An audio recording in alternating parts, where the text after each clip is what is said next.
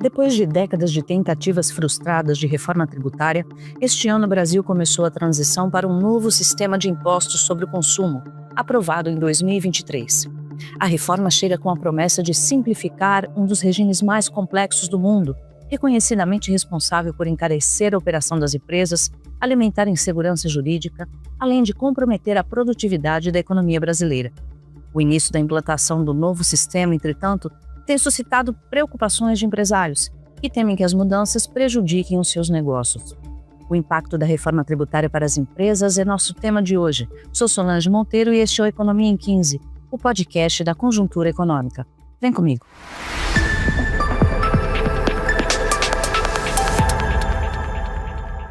Neste episódio, eu conto com a companhia de Manuel Pires, coordenador do Centro de Política Fiscal e Orçamento Público do FGV-IBRE, e juntos vamos conversar com Gerson Prochnov e Pascoal Nadeu, sócios diretores da empresa Busca Legal. Manuel, antes de entender melhor essa preocupação das empresas, eu gostaria que você me ajudasse a destacar os principais pontos da reforma. Do âmbito federal, então, nós temos que o PIS/COFINS e o IPI serão substituídos pela CBS e por um imposto seletivo, e no âmbito municipal e estadual saem o ICMS e o ISS para entrar o IBS, correto? Qual o cronograma previsto para essa transição? A reforma tributária ela terá início em 2026, né, agora, com uma fase de testes em que você vai aplicar uma alíquota simbólica que vai permitir ao governo fazer todos os cálculos e testar o funcionamento do imposto, né? Em 2027 entra em vigor a CBS, que é a parte federal do novo sistema, eliminando o PIS/COFINS e o IPI também, que será extinto com exceção da Zona Franca de Manaus, onde o IPI permanecerá.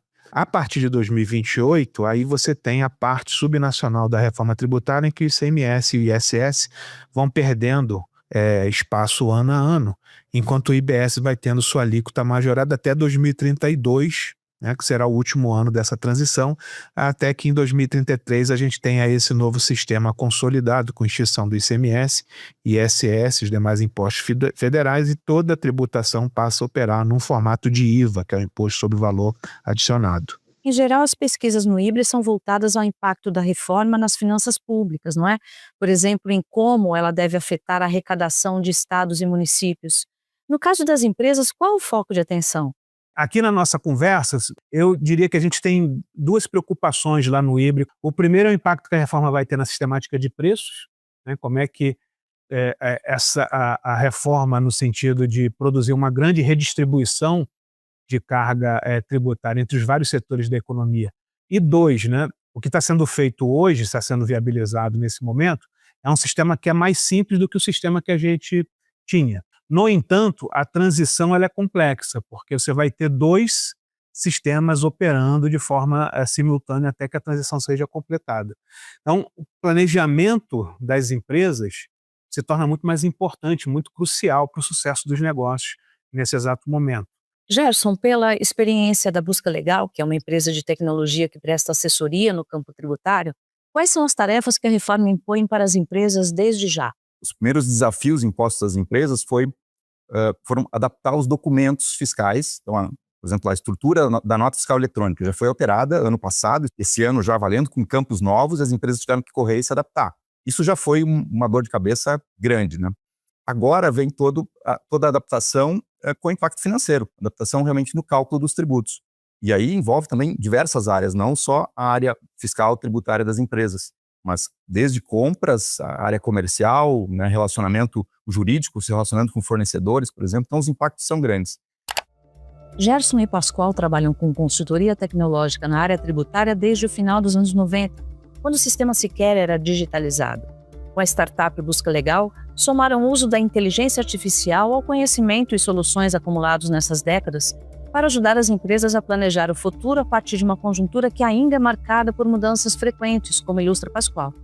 Quando a gente pega o cenário de hoje da Busca Legal, incluindo os municípios que a gente acompanha, são cerca de 60 atos legais por dia, que é só para essa área tributária. Então vamos conviver com esses 60 e mais os novos que forem acontecendo para a reforma. Essa base de dados, só para dar um número, que nós acumulamos aí desde 2008, tem mais de 30 milhões de regras lógicas. Claro que essas 30 milhões elas não se aplicam a todas as empresas, né? Cada empresa vai ter um subconjunto disso.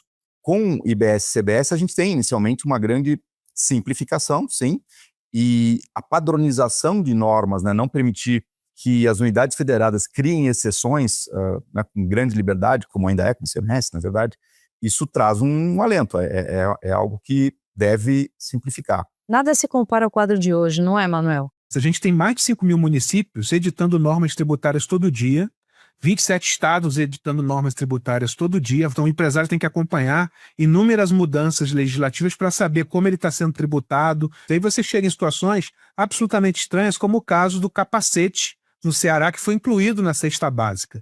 Esse é um problema muito grave, e o que a gente espera é que a reforma mude esse estado de coisas, não é, Gerson? Esse tipo de coisa não deve surgir. Se em algum momento alguém entender que capacete de moto é cesta básica, vai ser para os 27 estados. Acho que essa mudança é algo que ajuda muito, né? Pascoal, como vocês contribuem para o planejamento das empresas no caso dessas exceções? Entre as soluções pioneiras desenvolvidas pela Busca Legal para apoiar os empresários, é um chatbot, um assistente pessoal tributário que interage com o usuário, calculando a tributação dos produtos em operações interestaduais. Isso ganha especial importância nesse momento agora de transição com a reforma tributária, em que é preciso saber a alíquota tanto dos impostos atuais, como ICMS, IPI, etc., quanto dos novos, como IBS e a CBS. A adaptação das empresas é mais complexa em quais segmentos? Eu acho que o varejo, especialmente os segmentos que operam com muitas mercadorias, né, com um mix de mercadoria muito grande, né? Varejo alimentício, por exemplo, né, tem alguns, ultrapassa a centenas de milhares de itens, né, no seu cadastro. E aí entra aquela questão da quantidade de exceções que eu estava comentando antes. Se eu tenho milhares de exceções aplicáveis nesses itens hoje, preciso combinar isso com as possíveis exceções que eu tenho agora a partir da reforma IBS e CBS e ver o impacto de cada um. Vai ter produto que eu vou ter um aumento no impacto financeiro e outros vou ter uma redução, vai ser benéfico. Então, a combinação das exceções é que é o segredo. Isso tem que ser analisado caso a caso, né? Já varejos que operem com um mix menor de mercadorias, é mais fácil tratar isso, a preocupação vai ser menor. Pascoal, qual é a tarefa que os empresários têm que assumir logo neste início de processo, visando a evitar prejuízos futuros em sua operação? Eu acho que agora, independente do tamanho da empresa, a formação de preço hoje é a principal. Era o que você comentava no início da nossa conversa, não é, Manuel? Os preços ao longo da cadeia vão mudar completamente. Alguns preços devem ser majorados, outros preços devem ser reduzidos. Então, por exemplo, você pega hoje um produto que custa 100 e sobre ele você aplica o imposto para chegar ao preço final. Tá? Com a reforma isso vai mudar bastante, porque hoje o empresário não vai simplesmente aplicar o novo imposto a um bem que custa 100. Porque como a cadeia produtiva vai ser desonerada, a tendência é que o impacto tributário dos insumos seja alterado. Consequentemente, aquele bem não vai mais custar 100. Ele vai custar um preço diferente para você aplicar novamente o imposto. Se eu fosse dar uma dica, uma sugestão é se preocupar agora com formação de preço e com questão também de prazo, de fluxo de caixa. Como é que você vai pagar, como é que você recolhia os impostos e como é que eles vão passar a ser recolhidos. Como é que você gerava crédito e como é que eles vão passar a ser gerados. Eu acho que essas preocupações têm que ser imediatas. Um dos alertas de Pascoal diz respeito a que em todos os setores as empresas passarão a trabalhar sob a lógica de créditos tributários, ou seja, valores gerados ao longo da cadeia produtiva que podem ser abatidos de tributos futuros, como explica Gerson. Quem já operava num modelo de apurar débitos e créditos do ICMS e do PIS/COFINS também, talvez entenda que não vai ter muita diferenciação no formato, no modelo de levantar o valor a ser recolhido. Mas outras empresas, como as empresas de serviço, talvez vão ter um impacto muito maior.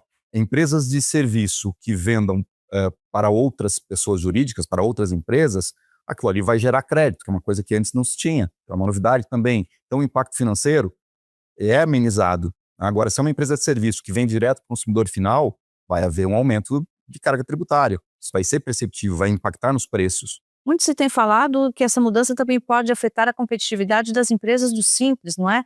Que por ter um tipo de recolhimento de impostos diferenciado, elas não geram crédito para as empresas que são suas clientes, é isso? Se a empresa do Simples tem prioritariamente clientes que são consumidor final, ele não vai sentir muita diferença. Mas se ele vende sim para outras pessoas jurídicas, poderá sim haver uma substituição até de fornecedor por conta do crédito que vai ser gerado, né? A empresa sendo simples vai gerar um valor ínfimo, perto de um fornecedor que não seja do Simples. Até por conta dessa preocupação, se criou uma válvula de escape aí para que empresas do Simples possam reavaliar a hipótese de recolher, fora do modelo do Simples, um complemento para o IBS e CBS, para permitir, então, gerar o crédito para o adquirente e conseguir manter essa relação comercial. Mas até para tomar essa decisão, a empresa precisa estar apta, e é uma decisão que ela vai poder rever a cada 6 meses. Outro desafio no radar dos sócios da busca legal é o impacto que o split payment pode provocar no planejamento financeiro das empresas. Com esse sistema, previsto no novo regime, o valor do imposto é separado automaticamente na hora da transação de compra e venda, eliminando a possibilidade que as empresas tinham de usar esse recurso para giro de caixa até o prazo de recolhimento do tributo. A gente tem um simulador que foi construído junto com uma empresa parceira, a Taxel.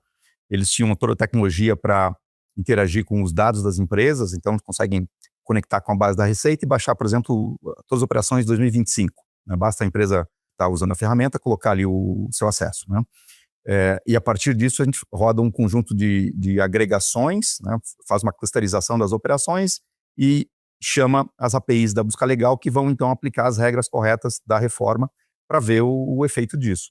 E aí traz uma demonstração que pode ser detalhada por fornecedor, por produto, por NCM, e que permite, né, ser tomada como uma ferramenta para ajudar nesse planejamento. A gente tem trabalhado para gerar soluções para diferentes formas de uso, né, para quem precisa tirar uma dúvida pontual, quanto maneiras integradas para permitir que uma tomada de decisão, seja numa fase de renegociação de preço, seja numa fase de decisão de contratação numa concorrência, por exemplo, consigam separar melhor, segregar a informação dos tributos e tomar uma decisão mais inteligente.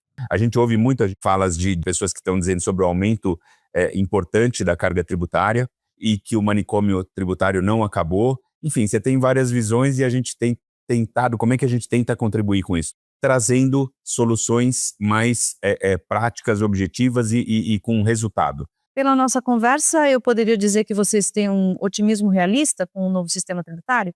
Eu acho que sim, um otimismo realista.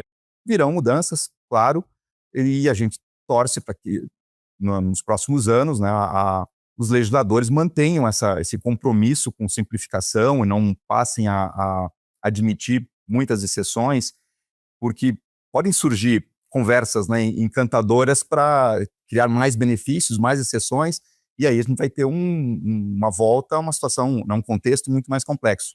A gente espera que isso não aconteça. E ao final desse processo todo estaremos melhores. Acho que o país vai ficar numa condição melhor. Sim. Manuel, essa quantidade de dúvidas que terão de ser esclarecidas durante a transição do regime tem aberto margem para contestações e isso já chegou inclusive ao debate eleitoral. Como você avalia as propostas de interrupção do processo de implementação da reforma lançadas recentemente? O sistema tributário brasileiro, ele é bastante ultrapassado, cheio de problemas, mas o fato de você ter estruturas bastante antigas e poderosas sustentando esse sistema fez com que a única forma de você fazer esta reforma fosse a partir de uma transição longa. Esse foi o equilíbrio político que se encontrou para tentar minimizar as perdas dos setores que se beneficiavam do sistema tributário antigo, que é extremamente ineficiente. Agora, o fato da transição ser longa faz com que você gere oportunidades de manter essa discussão aberta por mais um tempo. E aí os grupos perdedores, eles buscam verbalizar essa posição a partir de candidaturas que precisam receber alguma agenda econômica que se contrapõe à agenda do governo que está aí agora no momento. Tá? Eu acho que o mais importante é que essa reforma avance.